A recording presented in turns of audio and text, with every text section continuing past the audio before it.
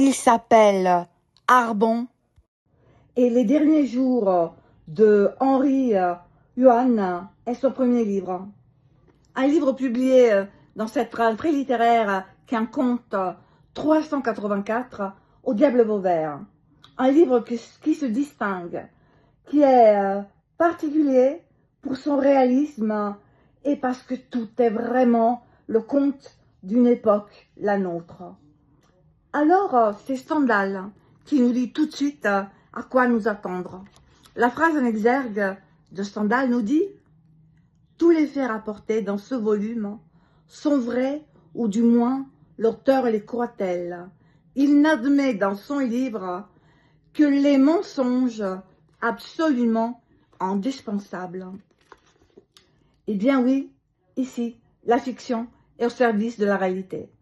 La réalité est celle de la fin des années 90 et du début des années 2000, celle des nouvelles technologies, d'Internet qui explose et d'un monde réel qui se transforme peu à peu en monde virtuel, mais aussi violent, tragique et où l'argent est roi.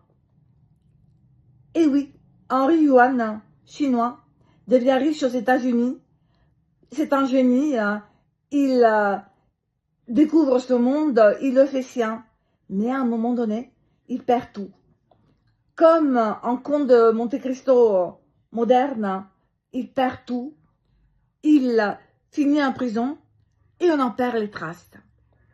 On ne sait plus ce qu'il est devenu, jusqu'au moment où notre narrateur reçoit un message. Il est curieux.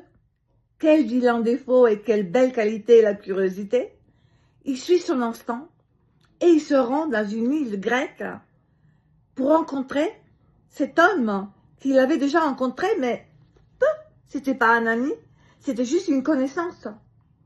Eh bien, il va découvrir, il va être le dépositaire de l'histoire de ce personnage emblématique qui a disparu des écrans radars, de la vie réelle et aussi du monde des réseaux, du monde virtuel, duquel il avait été précurseur. C'est un livre vraiment dense et intense. Je vous le conseille vivement. Il se distingue parmi la masse, la multitude de livres de cette rentrée littéraire, qui est par ailleurs une très très belle rentrée littéraire. Lisez ce livre. Lisez les livres de la rentrée littéraire.